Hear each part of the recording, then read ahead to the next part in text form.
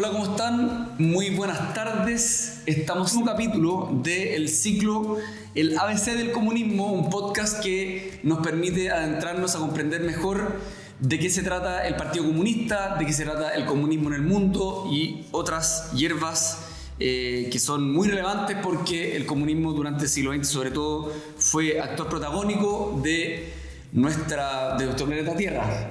Nos acompaña en esta sesión Alejandro San Francisco. Alejandro es profesor universitario, es historiador, doctor en Derecho por la Universidad de Oxford y, huelga decirlo, fue mi profesor en Historia del Derecho en la Facultad de Derecho de la Universidad Católica. Actualmente también es académico de la Universidad de Tarapacá. ¿Sí? Así es, estoy en Tarapacá. Así es. Muy contento en el Instituto de Alta Investigación. Así es. Nos acompaña también José Manuel Cuadro, investigador acá en IDEAPaís, coordinador del área editorial. Un honor compartir panel con el profesor. Historiador también. Cristian, para mí un gusto estar acá en el ABC del Comunismo y en IDEAPaís. Muchísimas gracias por aceptar nuestra invitación. Hoy día vamos a conversar sobre el comunismo en Chile y en particular del PC, como se le llama acá en Chile. Y para comenzar conversando sobre este tema, quisiéramos partir de atrás para adelante. ¿Cómo y por qué nace el PC en Chile?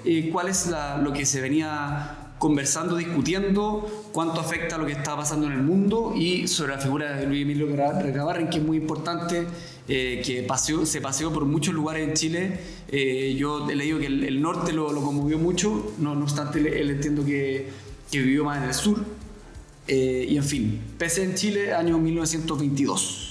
Efectivamente, Cristian, el Partido Comunista nació en 1922 en Chile, que es un año muy importante. También nació el Partido Comunista de China y el de España. Ahora uno puede decir, oye, esto es pura casualidad. Evidentemente no es pura casualidad. En 1919 se realizó la Internacional Comunista, y si tú ves ahí, hay una proliferación de movimientos o partidos comunistas en distintos lugares del mundo. Y también hay una división de los partidos socialistas. Por ejemplo, en Italia, el Partido Socialista Italiano, el PSI, se divide y se forma el PCI, el Partido Comunista Italiano, el de Gramsci, el de Palmiro Togliatti, con lo cual uno ve hay una ebullición del movimiento comunista internacional, que tiene que ver, yo diría, con dos cosas fundamentales. La primera es el triunfo de la Revolución Bolchevique en 1917, y la segunda es la formación de la Tercera Internacional en 1919.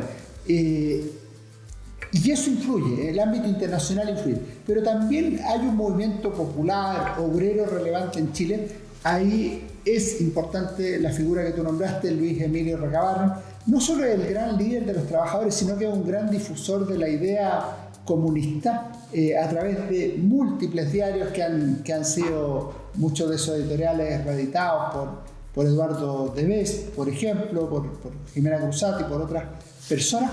Y además uno puede ver ahí un trabajo desde el Partido Obrero Socialista de 1912 al Partido Comunista, que en alguna medida muestran cierta continuidad del proyecto, pero un cambio crucial es que se empieza a llamar Partido Comunista de Chile o Partido Comunista o el PC.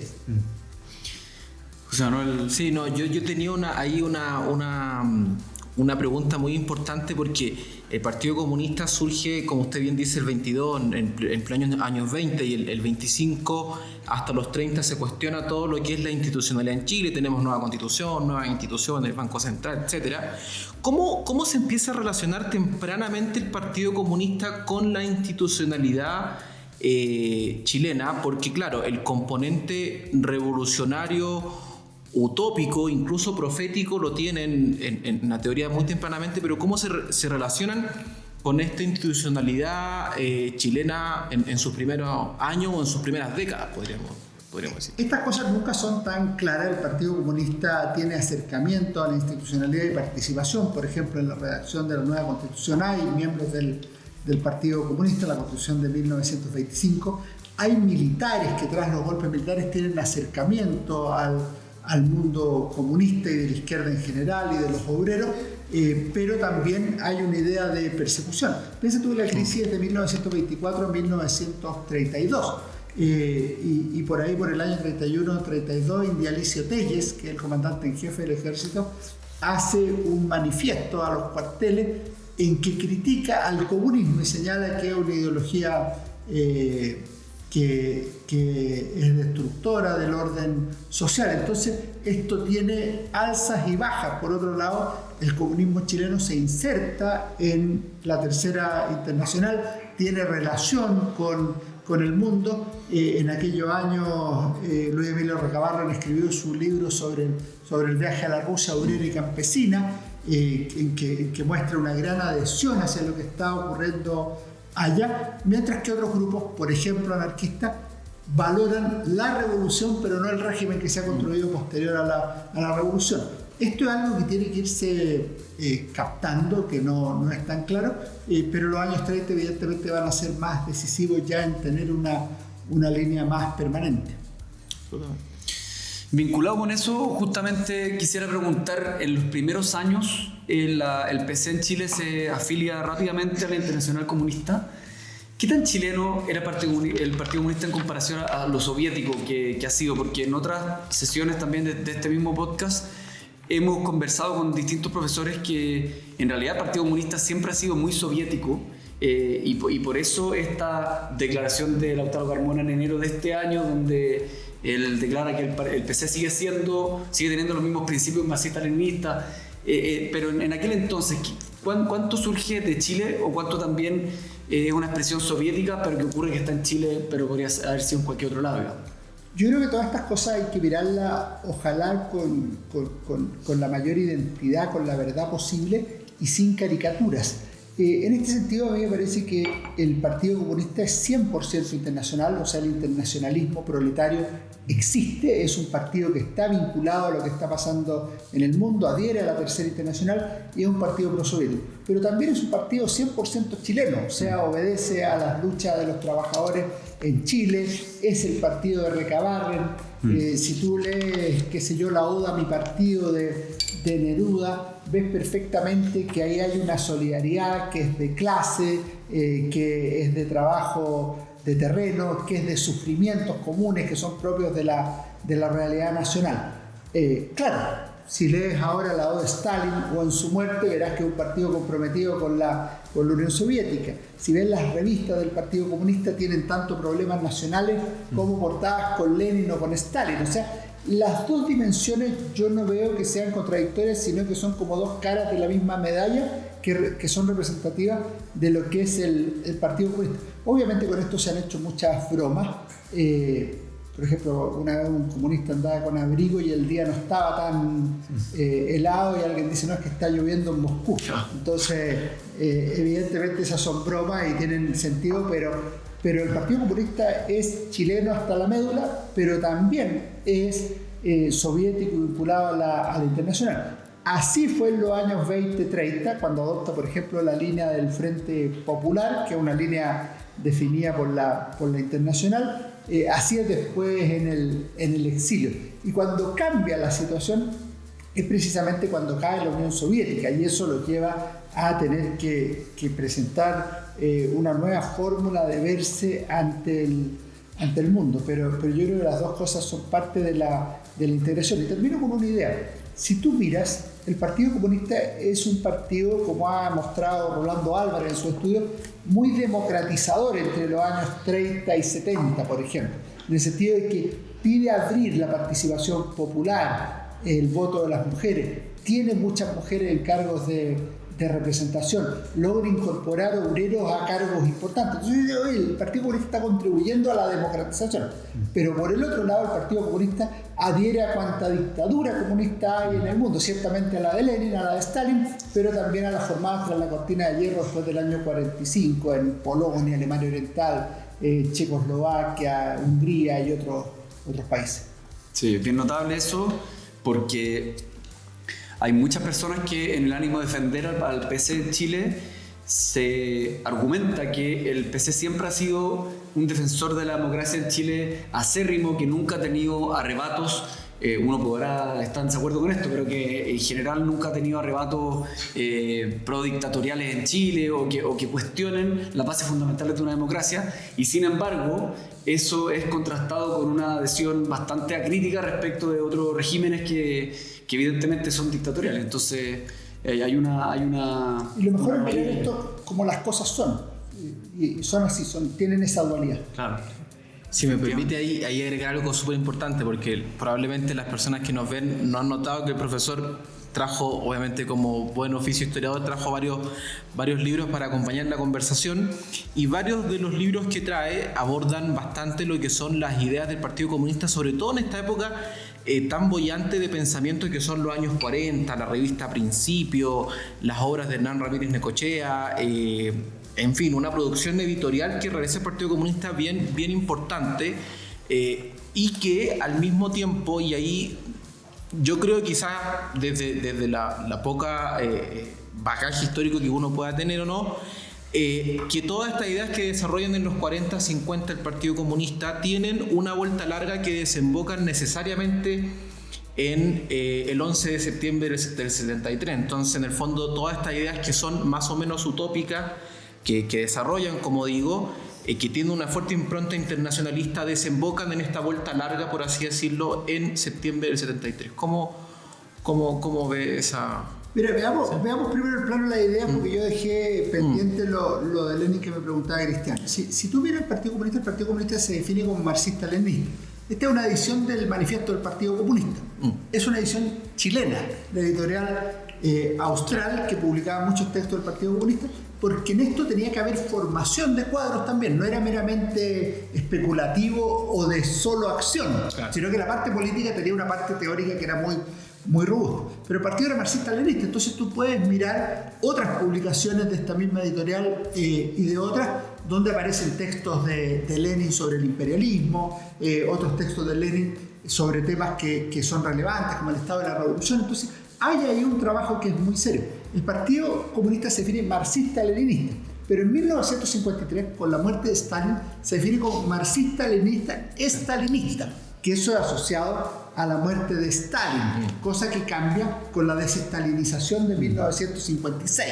Y el año 56, y tiene que ver con tu pregunta, el Partido Comunista adopta dos decisiones relevantes. Una, la unidad con el Partido Socialista en el Frente de Acción Popular, FRAP. Pero en segundo lugar, lo que hace el Partido Comunista es que adopta la tesis de la vía chilena, la vía chilena al socialismo, evidentemente, que cataliza en 1970 con la Unidad Popular como proyecto de alianza política y con el gobierno y la vía chilena al socialismo como una fórmula histórica de avanzar hacia el socialismo. Efectivamente, esa es la línea que adopta la Unidad Popular. El Partido Comunista en eso es muy serio. Si tú miras, hay múltiples congresos del Partido Comunista. El programa del Partido Comunista del 69 es muy parecido al de la Unidad Popular del 69. También en eso siempre la tesis es lo que importa el programa más que el candidato. De hecho, el programa de la Unidad Popular está listo en diciembre del 69.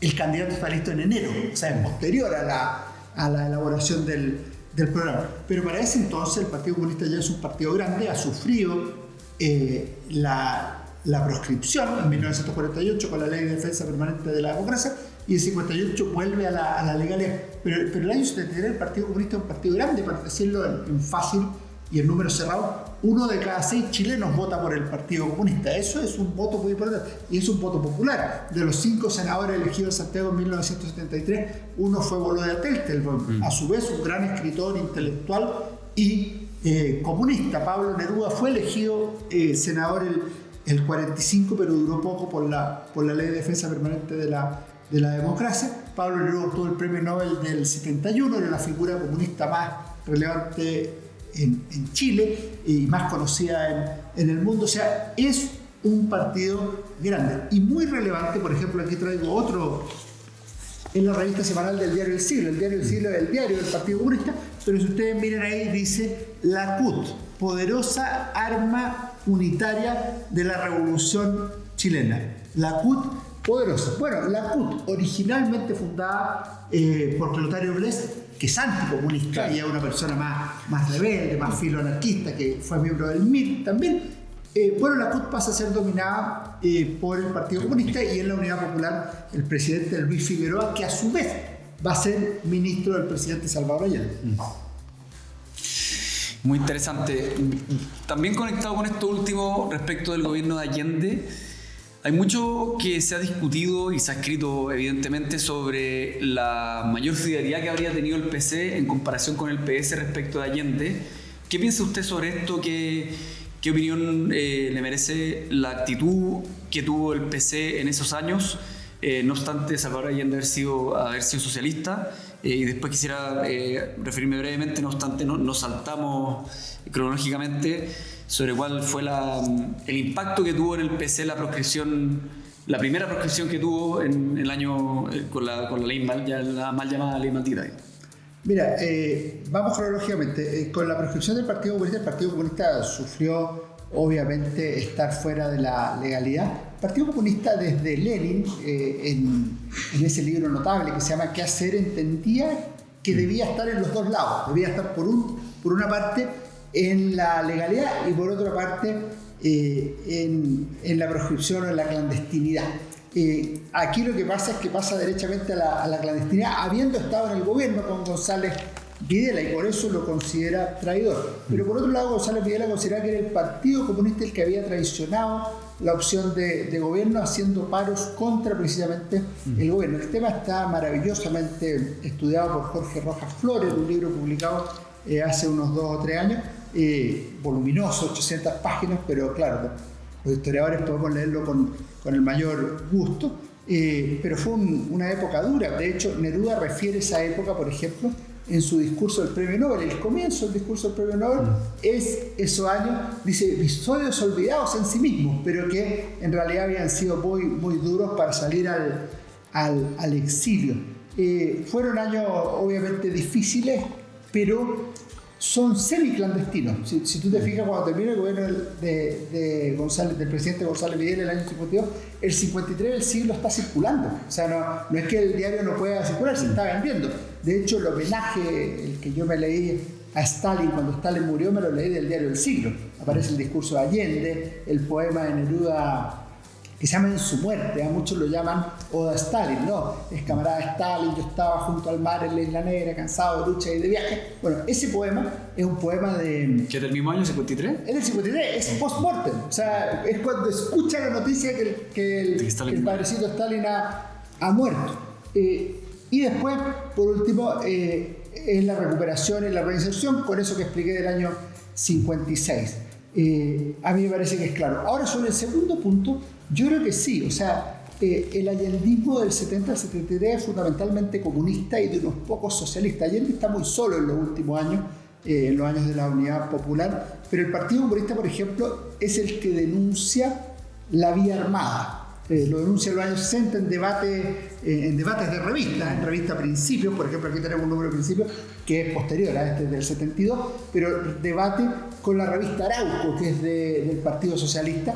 Ahí diversos escritores tienen peleas intelectuales, ideológicas muy profundas, y cada uno defiende su postura. Bueno, el Partido Comunista es contrario a la violencia revolucionaria, es más partidario de otras vías, de hecho, los paros, las tomas y otras cosas, pero también denuncia durante la Unidad Popular el ultraizquierdismo, que lo va a denunciar también en tiempos de Pinochet. El ultraizquierdismo sería el MIR y la facción más revolucionaria del Partido Socialista, y usa básicamente la misma tesis de Lenin, el ultraizquierdismo como expresión infantil del comunismo, que lo señala Lenin en un libro. Entonces, cuando uno dice, bueno, ¿y quién era partidario de la vía allendista, de la vía chilena del socialismo, de mantener las cosas como quería Allende? Yo sí comparto esa tesis. Yo creo que el Partido Comunista es más fiel a Allende que, por ejemplo, lo que fue el MIR, que es excusable porque estaba fuera de la Unidad Popular,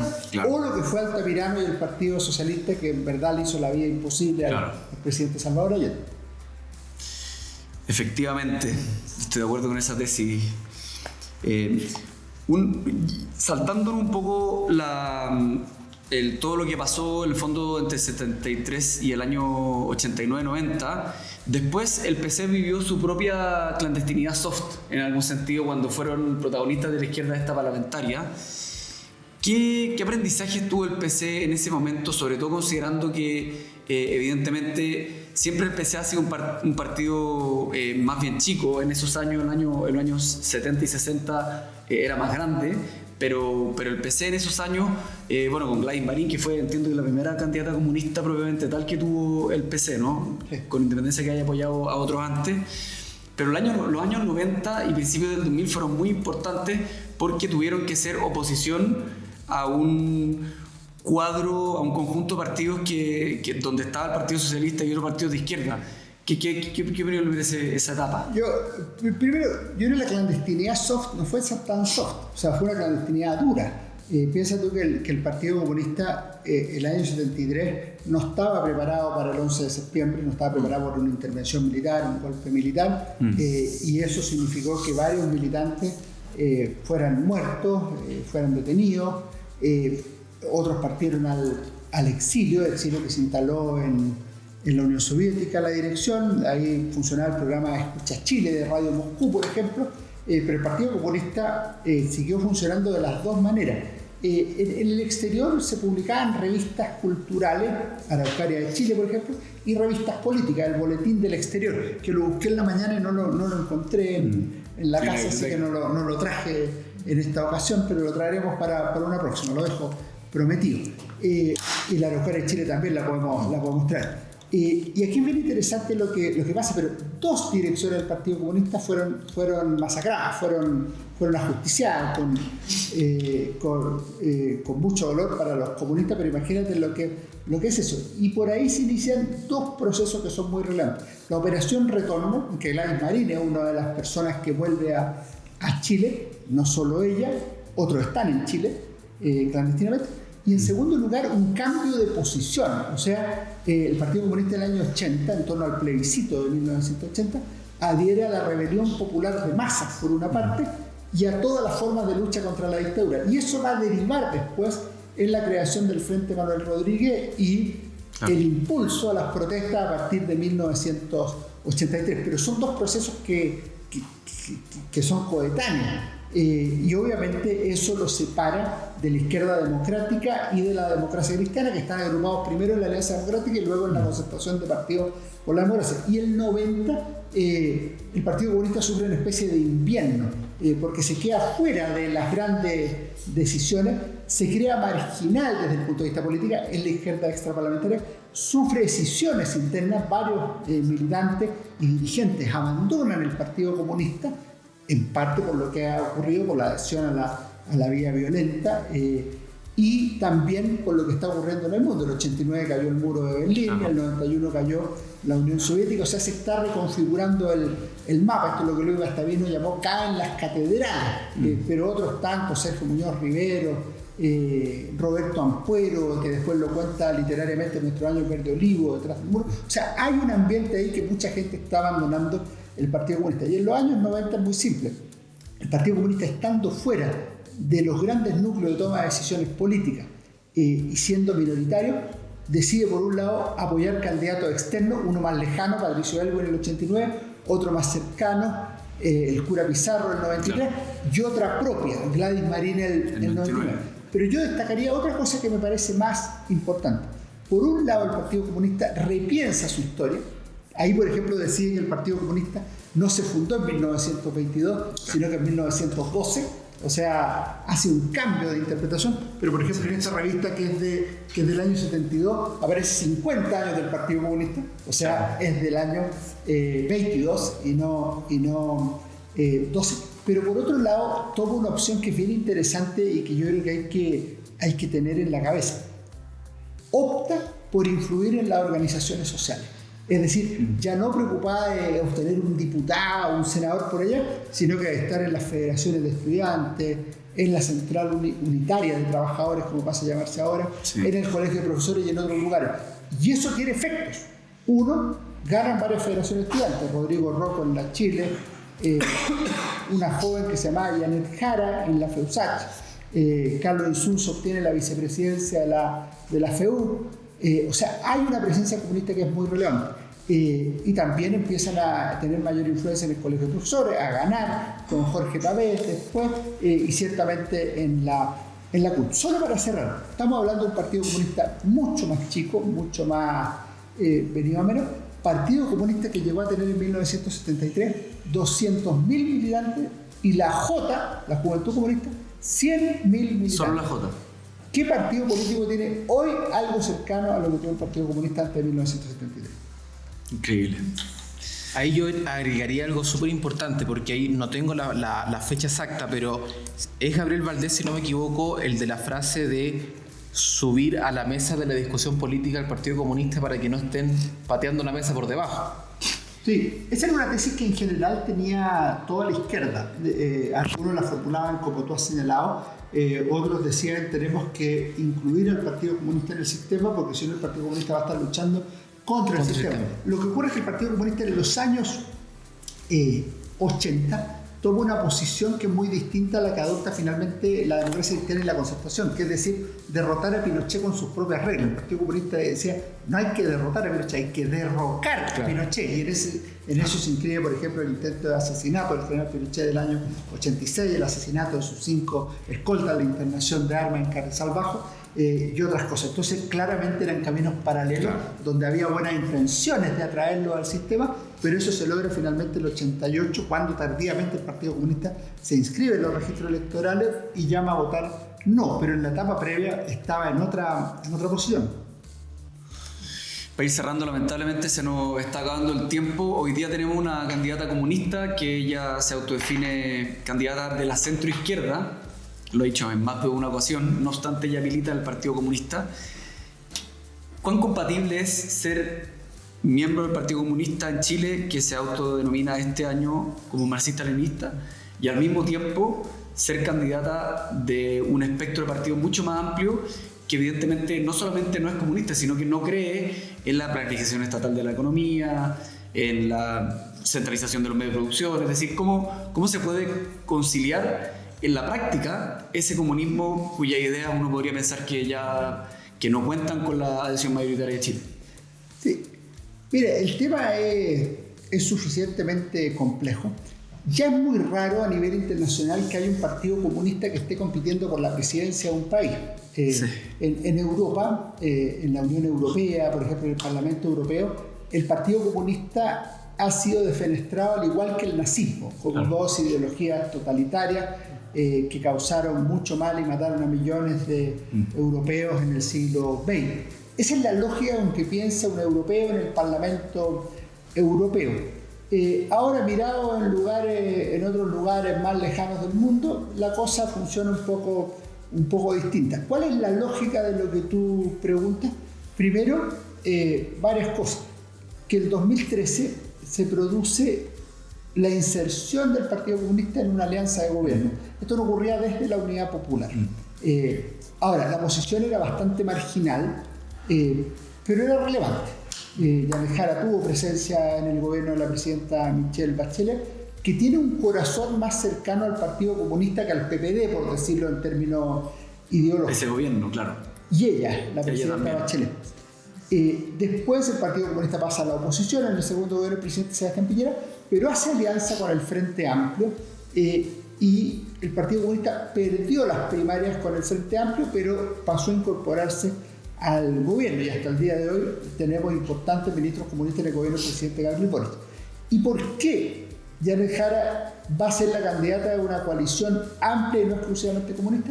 Bueno, sencillamente porque el Partido Comunista se incluyó en unas primarias amplias de la izquierda, en las cuales estaba el PPD-PS con Carolina Toá, estaba el Frente Regionalista Verde Social con Jaime Mulet, y estaba la candidatura de Winter del Frente Amplio. ¿Y quién ganó? Ganó Yanez Jara, y ganó con distancia, con muy pocos votos sobre los que había obtenido el Partido Comunista del 2021, Yanez Jara, pero considerablemente con más del doble del segundo candidato. Entonces, eso la lleva a ser la candidata de una alianza amplia. Nuestra candidata del Partido Comunista es la candidata del Partido Comunista en una alianza más amplia para disputar la moneda con otra fuerza. Y lo segundo, que también es muy relevante, es que después de las primarias otros partidos se suman a esta alianza, que vienen a ser, por un lado, a la candidata del Partido Comunista y la Alianza Amplia, y por otro lado, a la lista parlamentaria. Y entre ellos está la Democracia Cristiana y otras fuerzas política. Obviamente esto le significa costos internacionales a la democracia cristiana. No es que sea difícil de explicar, es inexplicable la actitud de un partido demócrata cristiano que está unido con la democracia cristiana alemana, por ejemplo. Debería decir, no, pero es que el comunismo acá es un poco distinto, porque Alemania tuvo régimen comunista hasta la caída del muro de Berlín, entonces no les tienen que explicar qué es lo que es un régimen comunista, como tuvo nazismo. Así es, lamentablemente, como dijimos antes, se nos acabó la conversación. Le agradecemos su sintonía, le agradecemos por supuesto al profesor San Francisco que nos haya acompañado, José Manuel también por sus importantes acotaciones. Cerramos con una recomendación a través de la cual nos podríamos ilustrar respecto al comunismo en Chile y en particular del Partido Comunista de Chile. Primero voy a decir una recomendación amplia. Yo creo que el manifiesto del Partido Comunista es un libro clave para quien quiera conocer el pensamiento comunista. Es de Marx y Engels, de 1848, y para mí es un libro fundamental que toda persona que le interese la política o las personas que aquí se forman en Idea País debiera conocer y debiera haber leído. Y segundo, El Estado y la Revolución de Lenin. Me parece que son dos textos fundamentales y que hay que conocer.